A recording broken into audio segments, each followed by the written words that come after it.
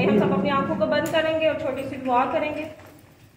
मेहरबान जिंदा आसमानी बाप, लश्को करब तेरा शुक्र, तेरी हम तेरी तारीफ हो खुदावन। इस वक्त इस घड़ी के लिए खुदावन कि आपने फजल बख्शा कि हम सब एक दफा फिर इकट्ठे होकर खुदावन तेरी बारगाह हुजूरी में आए। खुदावन मैं तेरा शुक्र करती हूँ खुदावन, आपसे कुव्वत मांगती हूँ, आपसे हिकमत मांगती हूँ, आपसे दानाई मांगती हूँ खुदावन। आपके फजल के बगैर मैं कुछ नहीं हूँ खुदावन, तू जो मुझे ताकत बख्शता है उसमें मैं सब कुछ कर सकती हूँ खुदावन। अल्फाजों की तरतीब दे खुदावन ताकि मैं नहीं बल्कि तेरा रूह मेरे अंदर होके बोले खुदावन। और जब तक मैं खड़ी रहूँ खुदावन तेरे फजल से खुदावन और तेरी दानाई से खुदावन, तेरे कलाम की सच्चाइयों को खुदावन इन जानों के साथ शेयर करने वाली बन सकूँ। ये सब कुछ मांगा और पाया तेरे ही कदूस नाम से, आमीन। अभी जो मैंने हवाला पढ़ा है खुरूज 9 बाब में से कि जिन्होंने खुदावन के कलाम का लिहाज किया, इसमें एक लाइन आती है कि जिन्होंने खुदावन के कलाम का लिहाज किया। तो आज हम सीखेंगे कि लिहाज से क्या मुराद है, खुदावन के कलाम से क्या, खुदावन के कलाम के लिहाज से क्या मुराद है, या खुदावन के कलाम को लिहाज हम किस तरह कर सकते हैं। लिहाज जो है वो अरबी जुबान का लफ्ज है जिसके मैनी है अदब करना, ख्याल करना या तवज्जो करना। कलाम खुदा का लिहाज हम किस तरह कर सकते हैं, हम इसको क्या कर सकते हैं, इसको हम बाकायदगी से पढ़ सकते हैं। अगर हम में से कोई नहीं पढ़ सकता तो इसको क्या कर सकते हैं, सुन सकते हैं।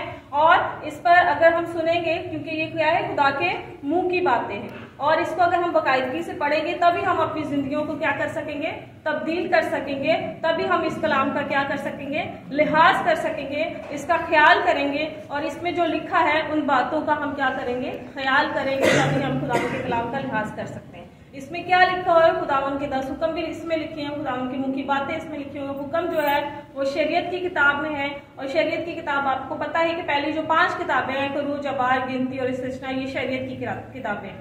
तो हमें साथ में इसको पढ़ना है। अगर पढ़ नहीं सकते तो इसको सुन सकते हैं, और अपने लिए दुआ भी किया करें कि खुदावन के मेरी आंखें खोल ताकि मैं क्या करूं, तेरी शरीयत के अजायब को देखूं। और उसके बाद हमने क्या करना है कि इसको हमने ठट्ठों में नहीं उड़ाना।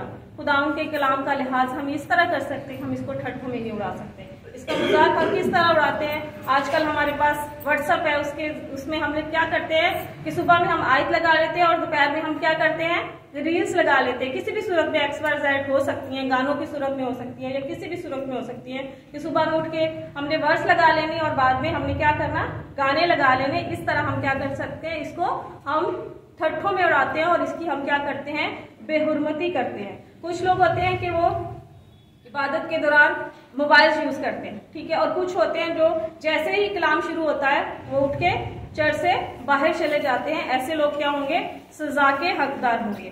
खासकर वो लोग जो ना कुरान के कलाम को सुनते हैं, ना उसकी समझते हैं और ना उस पर अमल करते हैं। सिर्फ अपने नाम के साथ मसीही लगा लेना या गले में क्रॉस पहनने से हम क्या होते हैं, मसीही नहीं होते। क्योंकि हमें आजकल अपने क्रिश्चियन लोगों को भी साबित करने में टाइम लगता है कि हम क्रिश्चियन हैं, क्योंकि हमें अभी तक हमें पूरी अपनी तालीम का नहीं पता कि हम किस अकीदे पे कायम है, या हमें हमारी क्या क्या तालीम है, हमारे अक्सर लोगों को अभी तक नहीं पता। तो हम दूसरे लोगों को कैसे ये साबित करेंगे कि हम क्रिश्चियन हैं। सिर्फ वही ना, गले में क्रॉस पहनने से या नाम के साथ मसीही लगा लेने से हम क्रिश्चियन नहीं बन सकते, बल्कि खुदाम के कलाम का लिहाज करके खुदाम के कलाम को अपनी जिंदगी में लेंगे, तभी हम क्या होंगे, मुबारक होंगे, और हम क्या करेंगे, शर्मिंदा नहीं होंगे। खुदाम यीशु मसीह लूका की इंजील 11 बाब में उसकी 27 और 28 आयत में जो लिखा है कि वो एक रोज जब अपने शागिर्दों को तालीम दे रहे थे दुआ के बारे में, तो वहां से एक औरत ने उठकर कहा कि मुबारक है वो रहम जिसमें तू रहा और वो छातियां जो तूने चूसी। लेकिन खुदाम यीशु मसीह ने कहा कि हाँ ये भी ठीक है, लेकिन ज्यादा मुबारक वो लोग हैं जो खुदाम के कलाम को सुनते हैं और उस पर अमल करते हैं। आमीन, आमीन। अगर हम इसको सुनेंगे, इसको पढ़ेंगे, इसका लिहाज रखेंगे तो हम क्या होंगे, शर्मिंदा नहीं होंगे। जिस तरह अभी मैंने जो हमारा मरकजी आयत है जो कि जिन्होंने खुदाम के कलाम का लिहाज किया, इस सारे वाक्य से हम सब वाकिफ है कि मिस्रियों पे क्या हुई थी, बनी इस्राइल कौम की वजह से 10 आफतें आई थी। उसमें से जो जिस आफत का यहाँ जिक्र है कि जिन्होंने अपने छुपाओं को अंदर कर लिया, औले पड़े थे। औले क्या थे, बारी औले थे, और उसके साथ क्या थी, आग मिली हुई थी। खुदा ने मूसा को भेजा कि जाओ इब्रानियों को खुदा हूं मैं, और जाके फिरौन को बोलो कि मेरे लोगों को जाने दो ताकि वो क्या करें, मेरी इबादत करें। लेकिन खुदा ने उसके दिल को पहले सख्त कर दिया था। खुदा ने उसको, ये सारे खुदा के मंसूबे थे कि उनपे पूरी आफतें आनी थी। तो उनको जब ये आफत, 7वीं आफत थी, ये जो औलों की सूरत में उन पर पड़ी, तो उन्होंने, खुदा ने मूसा को कहा कि उसको जाके बोल के अपने लोगों को बचाना चाहता है तो बचा ले। और जिन्होंने खुदा के कलाम का लिहाज किया, क्या लिखा हुआ कि जिन्होंने खुदा के कलाम का लिहाज किया, उन्होंने अपने चौपाहों को, अपने नौकरों को, अपने चाकरों को, अपनी हर चीज को अंदर कर लिया, और वो लोग क्या हुए, बच गए। उन्होंने खुदाम के कलाम का लिहाज किया तो वो शर्मिंदा नहीं हुए, बच गए। खुदाम का कलाम अगर हम इस पे ध्यान करेंगे तो हम शर्मिंदा भी नहीं होंगे। मुबारक तो हम लोग थे ही थे, हम लोग क्या करेंगे, हम शर्मिंदा भी नहीं होंगे।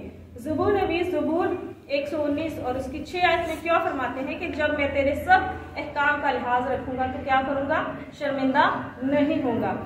मगर जो इसी तरह बनी इस्राइल कौम भी शर्मिंदा नहीं हुई। जो लोग जशन के इलाके में रहते थे, अगर हम यही चैप्टर 9 पूरा पढ़ें तो इसके आखिर में क्या लिखा हुआ है, 22वीं आयत में, 26वीं आयत में, कि मगर जशन के इलाके में जहां बनी इस्राइल रहते थे औले नहीं पड़े। तो वो लोग क्या हुए, शर्मिंदा नहीं हुए। उन्होंने, उनको क्या किया, खुदावन ने अपनी पनाह में रखा।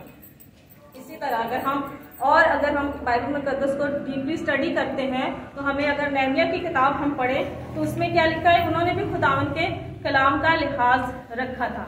बाइबल की, अब मैं थोड़ा सा आपके सामने एक्सप्लेन करूंगी नहमिया की किताब को, कि बाइबल की सीरी के 700 साल बाद जब नहमिया को पता चलता है कि उसकी कौम जो है वो बड़ी जिल्लत और रुसवाई में है, तो वो क्या करता है, वो टेंशन में आ जाता है, वो रोना शुरू कर देता है, वो रोजा रखता है, वो मातम करता है, कई रोज तक वो रोजा रख के मातम में बैठ जाता है, क्योंकि वो भी एक क्या था, यहूदी था। वो अपनी कौम के लिए परेशान होता है और वो बहुत रोता है। वो आसमान के खुदा से क्या करता है, दुआ करता है। अगर हम नहमिया पहला बाब उसकी 7वीं आयत पढ़े तो उसमें क्या लिखा हुआ कि उसने आसमान के खुदा के हुजूर झुक कर उसने क्या किया, दुआ की। और दुआ क्या की उसने, कि मैंने और मेरे आबाई खानदान दोनों ने गुनाह किया है। उन्होंने क्या गुनाह किया था, उन्होंने खुदावन के कलाम का लिहाज नहीं किया था। मैंने और मेरे आबाई खानदान दोनों ने गुनाह किया, हमने तेरे खिलाफ बदी की और उन अहकाम, उन हुक्मों और आइन और फरमानों को जो तूने अपने बंदा मूसा को दिया नहीं माना। उन्होंने भी क्या किया था कि जो खुदावन के हुक्म थे, जो खुदावन के आइन थे, खुदावन के फरमान थे, उनको क्या किया था, वो नहीं माना था। ये एक बदी की थी उन्होंने खुदावन के हुजूर। तो इसीलिए कौम जो थी, कौम बनी इस्राइल 700 साल असीरी में रही थी। और जब नहमिया को पता चलता तो वो उसने क्या किया, रोजा रखा और ये दुआ मांगी। नहमिया जो था उस वक्त बादशाह का जो था साकी था। साकी का मतलब किसी को पता कि क्या होता है? साकी जो होता है वो बादशाह का एक खास खिदमत गुजार होता है। हाकिम भी था और वो साकी था।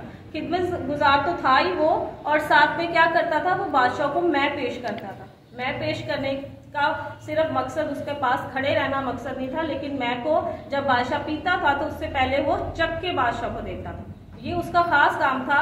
वो चखता इसलिए था कि इसमें कोई जहर तो नहीं मिला हुआ, ताकि बादशाह पिए तो बादशाह को कोई नुकसान न हुआ। ये साकी की खास खिदमत होती थी और वो बादशाह का साकी था। और एक रोज जब वो बादशाह की मैं पेश कर रहा था तो वो उसका चेहरा उदास था, क्योंकि वो अपनी कौम की वजह से क्या था, परेशान था।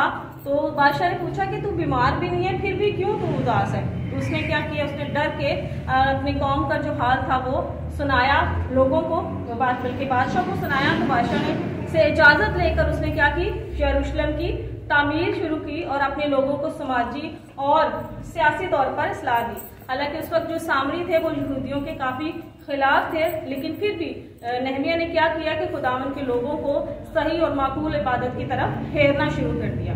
और खुदावन के कलाम का लिहाज इस तरह मिलता है कि उनके अबाव जो थे अजदाद, उन्होंने क्या किया था, खुदावन के कलाम को महफूज करके रखा हुआ था, कहीं ना कहीं उन्होंने महफूज किया हुआ था।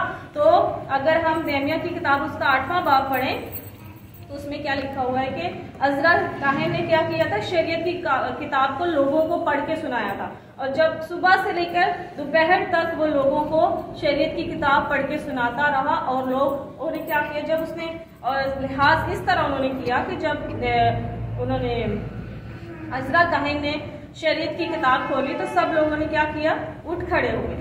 खुदावन के कलाम के, खुदावन के मुंह की बातों को सुनने के लिए जब उसने किताब खोली तो लोग क्या हुए, एहतराम से खड़े हो गए।